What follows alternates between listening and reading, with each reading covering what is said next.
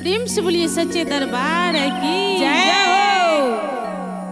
मैं अपने गुरु के प्रणाम करती हूँ, साहब दीदी के प्रणाम करती हूँ एवं गुरु भाई बहना के प्रणाम करती हूँ। मेरा प्रणाम स्वीकार कीजिए। कविता दीदी, कंगन तो बांध लिए हैं हमारे सब गुरु बहना और गुरु भैया, लेकिन ये कंगन का क्या महत्व है, ये कंगन में क्या पावर है, बहुत जो इसको गुरु से प्रेम होते हैं वही जानते हैं जो इस कंगन के पावर क्या है। इसी के माध्यम से एक में अपने गुरु के लिए प्यारा सा भजन लेकर आए हैं। गुरु भाई बहना से प्रयास करती हूँ, कृपया साथ देने का प्रयास कीजिए। जय हो, जय हो। से बोलिए सच्चे दरबार की जय।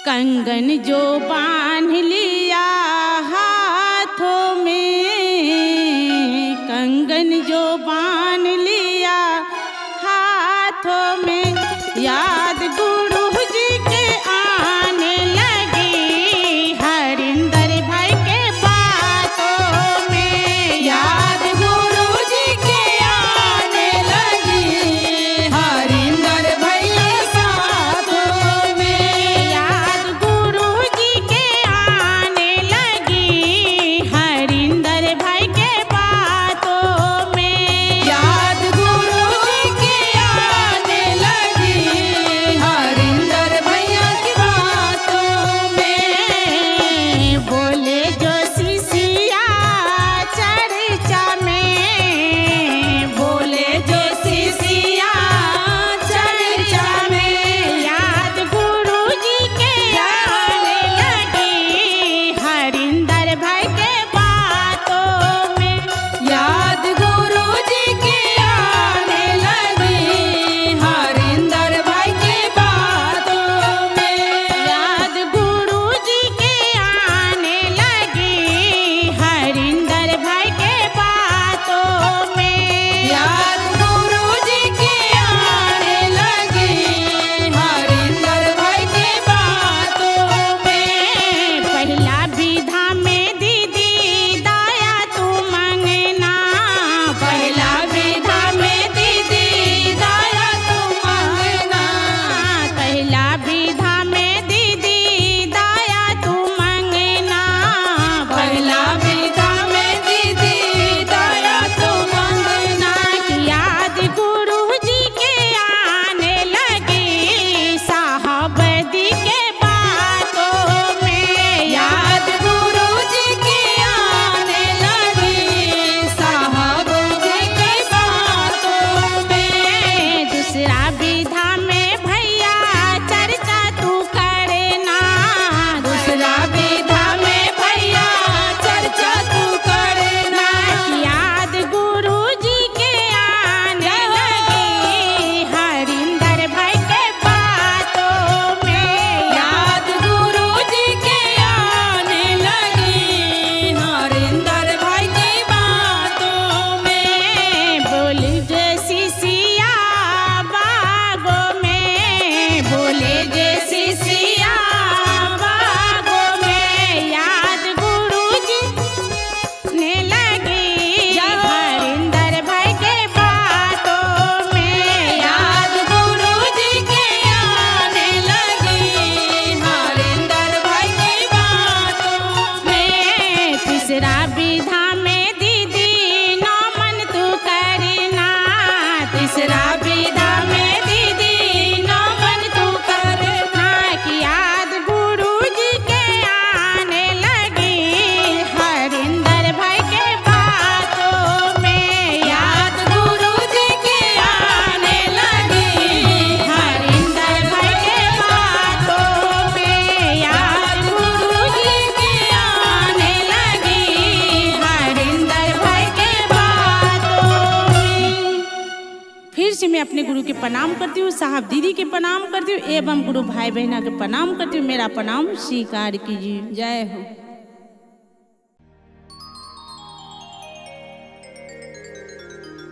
फिर से मैं अपने गुरु के प्रणाम करती हूँ, अपने साहब दीदी के प्रणाम करती हूँ अपने एवं गुरु भाई बहना के प्रणाम करती हूँ। मेरा प्रणाम स्वीकार कीजिए, मेरा प्रणाम स्वीकार कीजिए।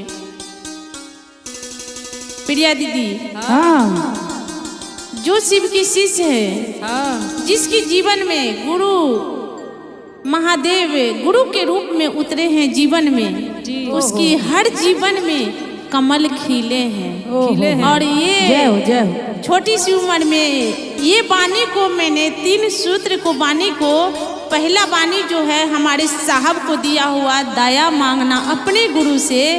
हम इस दया को बहुत अपने जीवन में आजमाए हैं, इस छोटी सी जीवन में। जय हो जय हो जय हो। जहाँ पे हम रहते हैं सेक्टर 37 में, नवेटा सेक्टर 37, वहाँ पे हमारे बिहारे के एक गुरु बहना है जी। उनकी लड़की, ये मेरा अपना अनुभूति है, ये मेरे साथ हुआ है और मेरे गुरु मुझ पर दया किए हैं। जय हो जय हो। और ये मैं अपना अनुभूति बताने जा रही हूँ आप सबके बीच, अपने गुरु के बातें करने जा रही हूँ। जी जी जी। वहाँ पे हमारे पड़ोस में एक गुरु बहना था। उन्होंने बोला, उनकी लड़की थी छोटी वाली, 3 लड़की है, तीनों शादीशुदा है, सब अपना अपना घर में बहुत अच्छे परिवार में है जी। छोटी वाली है, उन्होंने आए थे वो अपना माँ के घर, बहुत दुखी थे अपने दुख से, अपने इस मानव जीवन में बहुत दुखी थे बेचारी। जब उन्होंने जा रही थी, मैंने ड्यूटी के निकली थी, काम पर जा रही थी, तो उन्होंने उधर से आए तो उसकी हाथ में एक बहुत बड़ा थैला था। मैंने बोले उसके, जो रागनी तुम कहाँ जा रही हो? बोले आंटी, जो बहुत तेज से जब मैं उसको बोली जो कहाँ जा रही हो, कहाँ से आ रही हो, बहुत रोने लगी। बोले आंटी मैं आपको कैसे बताऊं और क्या बताऊं, मैं बहुत कष्ट में हूँ। मैंने बोला क्या कष्ट है, बताओगी तभी तो हम समझेंगे, तभी तो हम समझेंगे, बताओ बेटा क्या हुआ है। जब वो रोने लगे तब मेरा छाती फट गया, मैं भी बहुत रोने लगे उसके साथ। मैंने बोला बताओ बेटा क्या हुआ है, क्या दिक्कत है, क्यों रो रहे हो इतना? मत रो, महादेव पर भरोसा करो, महादेव ही से दया मांगो। बोले आंटी गुरु भी दया नहीं करते हैं हम पे, जो हमारे दोनों सीना में कैंसर है और ये दोनों सीना मेरा कल कट के हट जाएंगे आंटी मैं कैसे रहूंगी और मेरा जीवन कैसे कटेगा आंटी, मैं नहीं समझ पा रही हूँ। मैंने बोला उसको, जब ये बातें बोले तब मुझे प्रिया दीदी, मुझे अपने गुरु पर बहुत भरोसा है और बहुत आंख बंद करके अपने गुरु पर भरोसा करती हूँ और हर भरोसा में, हर परीक्षा में मैं पास होती जा रही हूँ। गुरु मेरे से बहुत परीक्षा लेते हैं लेकिन हम हर परीक्षा में पास होती हूँ। महादेव के दया हमें जरूर मिलता है। जय हो। मुझे अपने गुरु पर भरोसा था, अपने महादेव पर विश्वास बहुत बड़ा चीज होता है जीवन में, बिल्कुल होता है। मैंने बोला रागनी तुम रो मत और महादेव से दया मांगो, कुछ नहीं होगा तुझे और ना कोई ऑपरेशन होगा। आप अपने गुरु से दया मांगो न, क्यों नहीं मांगते हो दया? तो आंटी गुरु भी दया नहीं करते, हम बहुत दया मांगते हैं गुरुदेव महादेव से। बोले नहीं, आप तुम दया मांग के देखो गुरु से।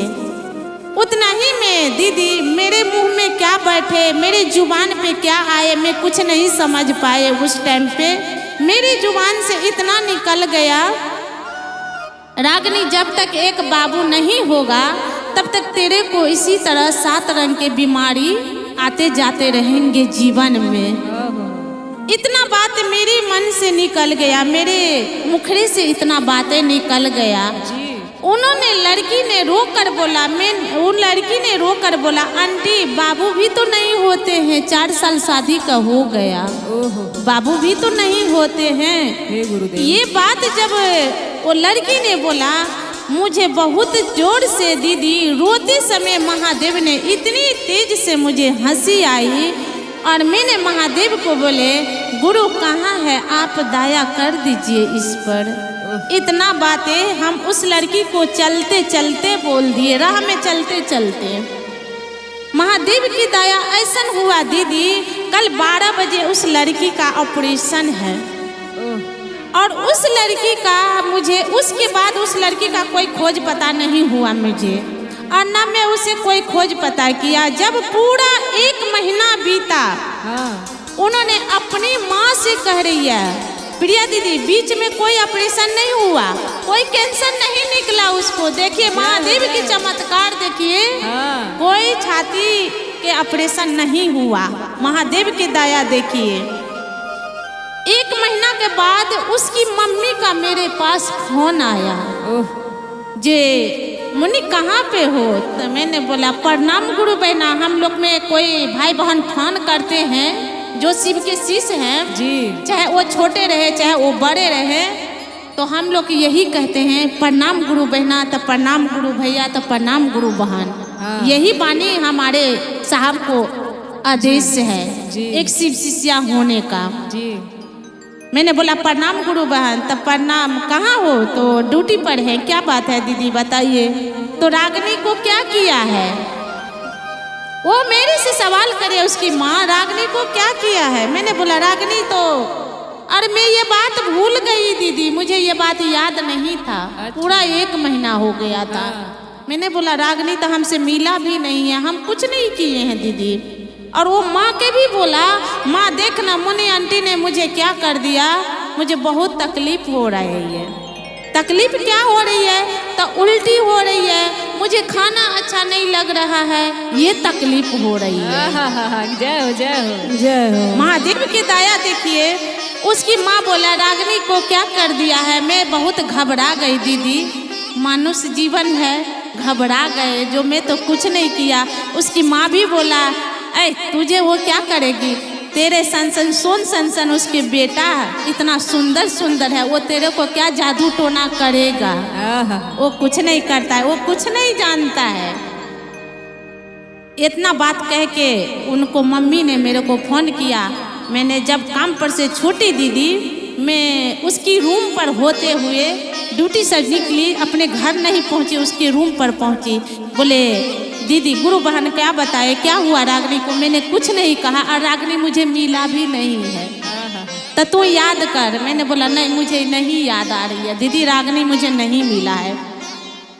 उतना ही में हंसने लगी दोनों माँ बेटी और कहने लगी, जो गुरु बहना आप नानी बनने वाले हैं, मैं भी नानी बनने वाली हूँ। बोले जो आपने कुछ जुबान दिए थे, महादेव से दया मांग के रागिनी को दिया था और महादेव के दया रागिनी को मिल गया, तो ना उसको सीना काट के हटाना, उसको कोई ऑपरेशन हुआ, ना उसको कोई बीमारी कैंसर था।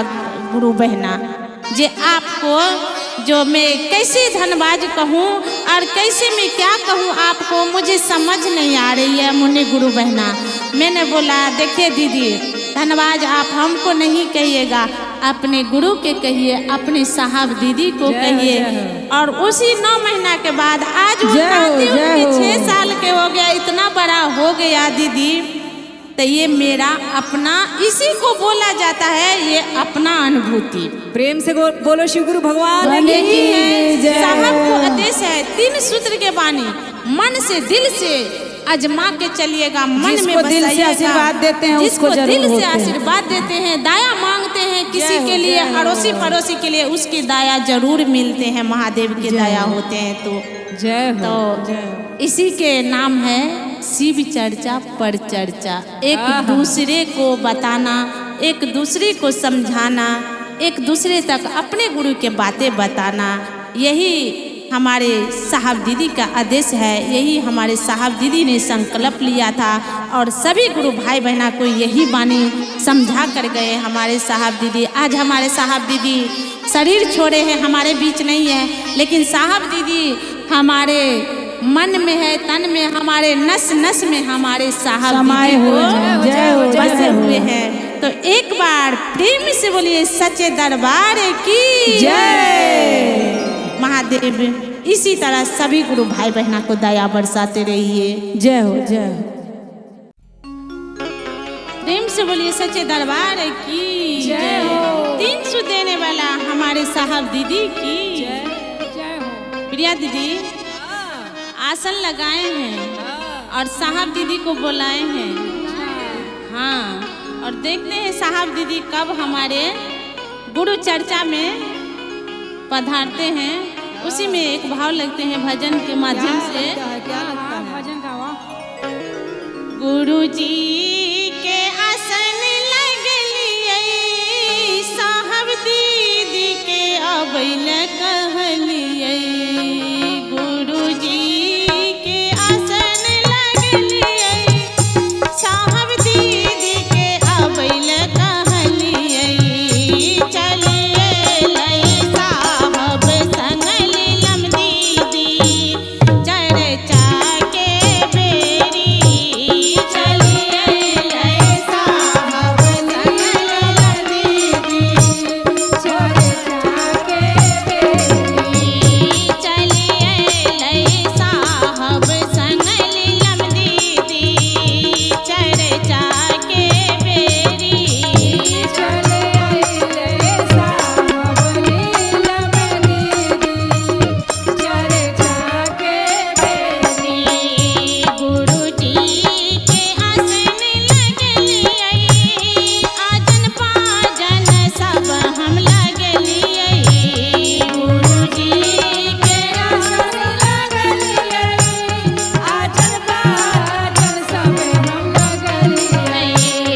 करे लगलै साहब संग लीलम दीदी चर्चा के बेरी। करे लगलै साहब संग लीलम दीदी चर्चा के बेरी।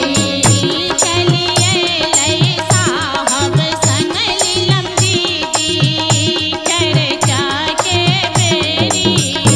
चले आइले साहब संग लीलम दीदी चर्चा के बेरी। भांगो हम लोरी का ललिए धतूरा हम तोरे का लोलिए। भांगो हम तुरे के ललिए धतूरा हम तुरे के ललिए। लगलन गुरु जी के भोगा चर्चा के बेरी। लगलन गुरु जी के भोग चर्चा के बेरी। लगलन गुरु जी के भोगा चर्चा के बेरी। लगी गइले गुरु जी के भोग चर्चा के बेरी। ताया हम आंचल में मांगलिए चर्चा हम आंगन में कर लिए। ताया आंगन मंगलिए चर्चा हम आंगन कहलिए। हृदय में कलिए नाम शिवाय चर्चा के बेरी। हृदय में कलिए नाम शिवाय चर्चा के बेरी। हृदय में कलिए नाम शिवाय चर्चा के बेरी।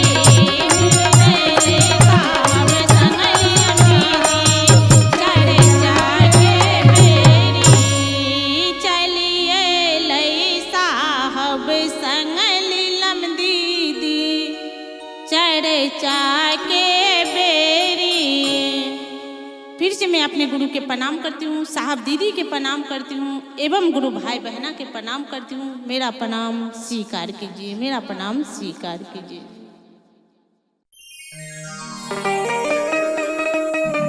प्रेम से बोलिए सच्चे दरबार की जय। मैं अपने गुरु के प्रणाम करती हूँ, साथ में साहब दीदी के प्रणाम करती हूँ। यहाँ पर उपस्थित जितने मेरे गुरु भाई बहना हैं सभी के चरणों में प्रणाम करती हूँ। जय हो। मेरा प्रणाम स्वीकार कीजिए, मेरा प्रणाम स्वीकार कीजिए। क्या कहते हैं प्रिया दीदी? हाँ, बहुत हमारे राजू बाबा सब बजाते हैं बजाते जितने हैं। मेहनत हम कलाकार के होते हैं इतना ही हमारे म्यूजिशियन के भी होते हैं। जय हो। तो उसी में एक भाव लगते हैं। क्या लगता कहते हैं है? प्रिया दीदी? हाँ। गावते अली बजावते अली दया मांगते अली ये गुरुजी। जय हो जय हो। दावते अली बजावते अली दया मांगते अली ये गुरुजी। अरे राउर तारा सनिया ले पर सनिया भैली ये गुरुजी। अरे राउर तारा सनिया के पर सनिया भइली गुरुजी। अरे राउर तारा सनिया ले पर सनिया भैली ये गुरुजी। अरे राउर तारा सनिया के पर सनिया भइली गुरुजी। गावत अली बजावत अली दया मांगत अली ये गुरुजी। गावत अइली बजावत अइली दया मांगत अइली गुरुजी। अरे राउर तारा सनिया ले पर सनिया भैली ये गुरुजी। अरे राउर तारा सनिया के पर सनिया भइली गुरुजी। अरे राउर तारा सनिया ले पर सनिया भैली ये गुरुजी। अरे राउर तारा सनिया के पर सनिया भइली गुरुजी। नहीं रोह देली ससुर बदली पली बड़ बदली ये गुरुजी। नैहरो दैली ससुरबो दैली परिवारबो दैली गुरुजी। नहीं रोह देली ससुर बदली पली बड़ बदली ये गुरुजी। नैहरो दैली ससुरबो दैली परिवारबो दैली गुरुजी। अरे राउर तारा सनिया ले पर सनिया भैली ये गुरुजी। अरे राउर तारा सनिया ले पर सनिया भइली गुरुजी। अरे राउर तारा सनिया ले पर सनिया भैली ये गुरुजी। अरे राउर तारा सनिया के पर सनिया भइली गुरुजी। अरे साहब हरिंदर तीन सुत बात लखिन दाया चर्चा न मानमा। साहेब हरिंदर तीन सुत दिहले दाया चर्चा न मानवा। अरे राउर तारा सनिया ले पर सनिया भैली ये गुरुजी। अरे राउर तारा सनिया ले पर सनिया भैली ये गुरुजी। अरे राउर तारा सनिया ले पर सनिया भैली ये गुरुजी। अरे राउर तारा सनिया ले पर सनिया भैली ये गुरुजी। प्रेम से बोलिए सच्चे दरबार की जय।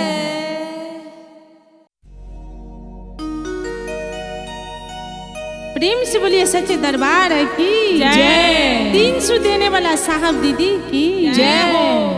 कविता दीदी ये 3 सूत्र के वाणी है साहब दीदी को दिया हुआ। हाँ। ये शिव चर्चा के माध्यम है 3 सूत्र। पहले सूत्र में अपने गुरु से हम और आप सब मिलके दया मांगते हैं जो हे शिव आप मेरे गुरु है, मैं आपको शिष्या महादेव मुझ शिष्या पर दया कीजिए। दया कीजिए। दूसरी विधान में अपने गुरु के प्यारा सा नाम है, इसी के कहा जाता है शिव चर्चा पर चर्चा। इसी को बोला जाता है शिव चर्चा। एक दूसरे को बताना है, एक दूसरे को समझाना है। जो व्यक्ति शिव से अभी नहीं जुड़े हैं उसको यही कहना है, देखिए दीदी, देखिए भैया, मैंने शिव को अपना जीवन में गुरु बनाए हैं, आप भी शिव को अपना गुरु बना लीजिए। शिव मेरे गुरु है, शिव आपका भी गुरु हो सकते हैं। तीसरी विधान में 108 बेर नमः शिवाय से अपने गुरु के प्रणाम है। एक बार प्रेम से बोलिए जागा जागा महादेव, हर हर कविता हाँ क्या कहते हैं? क्या कहते हैं? ऊंचे पहाड़ चढ़ी बैठल छाहो शिव गुरु। जय हो। ऊंचे पहाड़ चढ़ी बैठल छाहो शिव गुरु। ऊंचे पहाड़ चढ़ी बैठल छाहो शिव गुरु। आहो गुरु नहीं जानी दाया तोहार। आहो गुरु नहीं जाने दाया तोहार। आहो गुरु नहीं जाने दाया तोहार। आहो गुरु नहीं जानी दाया तोहार। आहो गुरु नहीं जाने दाया तोहार। हमरो जे दाया भले भल के शिष्या। हमरो जे दाया भले भल में शिष्या। हमरो जे दाया भले भल के शिष्या। हमरो जे दाया भले भल में शिष्या। आगे शिष्या नहीं जानी करम तोहार। आगे शिष्या नहीं जाने करम तोहार। आगे शिष्या नहीं जाने करम तोहार। ऊंचे पहाड़ चढ़ी बैठल छाहो शिव गुरु। ऊंचे पहाड़ चढ़ी बैठल छाहो शिव गुरु। ऊंचे पहाड़ चढ़ी बैठल छाहो शिव गुरु। ऊंचे पहाड़ चढ़ी बैठल छाहो शिव गुरु। आहो गुरु बरे ना जानी चर्चा तोहार। आहो गुरु बरे ना जाने चर्चा तोहार। आहो गुरु बरे ना जानी चर्चा तोहार। आहो गुरु नहीं जाने चर्चा तोहार। आहो गुरु नहीं जाने चर्चा तोहार। हमरो जे चर्चा भले भल है शिष्या। हमरो जे चर्चा भले भल के शिष्या। हमरो जे चर्चा भले भल है शिष्या। हमरो जे चर्चा भले भल के शिष्या। आहे शिष्या ना जानी भाग तोहार। आहे शिष्या ना जानी भाग तोहार। आहे शिष्या ना जानी भाग तोहार। आहे शिष्या ना जानी भाग तोहार। ऊंचे पहाड़ चढ़ी बैठल छाहो शिव गुरु। ऊंचे पहाड़ चढ़ी बैठल छाहो शिव गुरु। आहो गुरु बड़े ना जानी नो मन तोहार। आहो गुरु बरे ना जानी नो मन तोहार। आहो गुरु ना जानी नो मन तोहार। हमरो जे नो मन भले भल है शिष्या। हमरो जे नो मन भले भल के शिष्या। आहे शिष्या ना जानी करम तोहार। आहे शिष्या ना जानी करम तोहार। आहे शिष्या ना जानी करम तोहार। आहे शिष्या ना जानी करम तोहार। आहे शिष्या ना जानी करम तोहार। प्रेम से बोलिए सच्चे दरबार की जय। प्रेम से बोलिए सच्चे दरबार की जय हो। सबसे पहले मैं अपने गुरु के प्रणाम करती हूँ, अपनी साहब दीदी के प्रणाम करती हूँ। और ये चर्चा स्थान पर उपस्थित मेरे गुरु भाई बहना सभी के चरणों में प्रणाम करती हूँ। मेरा प्रणाम स्वीकार कीजिए। कविता बहना साहब को दिया हुआ 3 सूत्र के वाणी है। जय हो जय हो।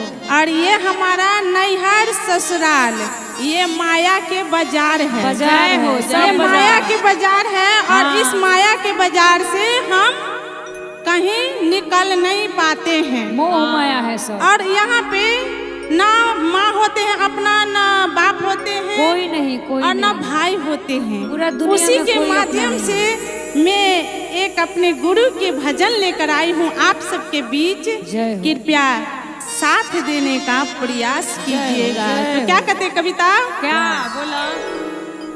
नैने चलो सी बाती ने लोग बायो यहाँ कोई ना हमार।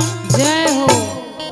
अरे नैने चलो सी बाती ने लोग बायो यहाँ कोई ना हमार।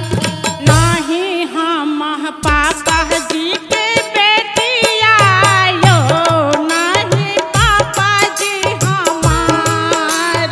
नहीं हम पापा जी के बेटियां हो, नहीं पापा जी हमार। नाही हम मम्मी जी के बेटी आयो, नाही मम्मी जी हमार। नहीं हम मम्मी जी के बेटियां यो, नहीं मम्मी जी हमार। तो क्या कहते हैं? हाँ माता पिता पोस पाल के बड़े कर देते हैं और शादी करके ससुराल भेज देते। उतना ही का नाता रहते हैं। उसके बाद क्या? कोई नाता नहीं रहते हैं। कोई नहीं। और कोई नाता नहीं रहते हैं। तो क्या कहते हैं कविता? बोलो। अरे पालन पोषण हमारे नाता पायो, यहाँ कोई ना हमार। पालन पोषण के नाता हो, यहाँ कोई ना हमार। पालन पोषण हमारे नाता पायो, यहाँ कोई ना हमार। पालन पोषण के नाता हो, यहाँ कोई ना हमार। नाही हम भैया जी के बहिना आयो, नाही भैया जी हमार। नहीं हम भैया जी के बहिन यो, नहीं भैया जी हमार। राखिया बंधाई के नाता आयो, यहाँ कोई ना हमार। राखिया बंधन के नाता यो, यहाँ कोई ना हमार। मार लेने चलू शिवती ने लोग बायो, यहाँ कोई ना हमार। लेने चलू शिवती ने लोग बायो, यहाँ कोई ना हमार। लेने चलू शिवती ने लोग बायो, यहाँ कोई ना हमार। प्रेम से बोलिए हर हर महादेव की जय हो। ए मधु दीदी क्या हो सखी? ए सखी हाँ, सखी। देख साला भरुआ समधी के बेटा जन्मावे के बड़ा शौक बा। और तिलक में क्या क्या ले आए हैं हमारे बेटी के लिए। देखो खाली टलहा मंगल साला के खाली शौक है बा। क्या किया जाए? क्या गाली दो? गाली दिया जाए? खूब गरिया वो भर तो बोल खूब गाली आते हैं। तो क्या कहते हैं? क्या कहते हैं? ए सखी देखो, अरे नथिया नाटी का तिलक कैसा, नथिया नाटी का तिलक कैसा, समधी बेटा जन्मावे के शौक कैसा, समधी बेटा जन्मावे के शौक कैसा,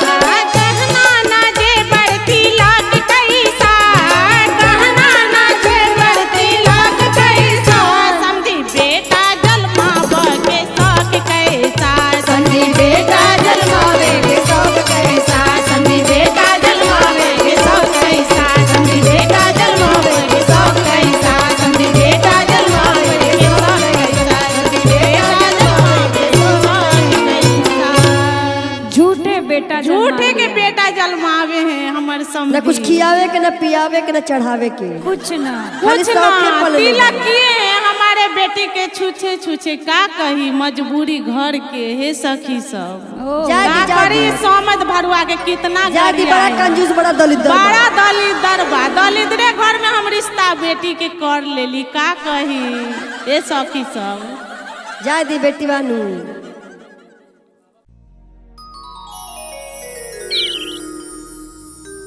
प्रेम से बोलिए सच्चे दरबार की जय हो। फिर से मैं अपने गुरु के प्रणाम करती हूँ, अपनी साहब दीदी के प्रणाम करती हूँ, जय हो। अपने चर्चा स्थान पर उपस्थित न उपस्थित सभी भाई बहन को प्रणाम करती हूँ। मेरा प्रणाम स्वीकार कीजिए। हाँ कविता हाँ आजकल के ये कब क्या होगा जीवन में कोई पता नहीं। कोई पता नहीं होता है और इस जीवन को कोई ठिकाना नहीं होता है।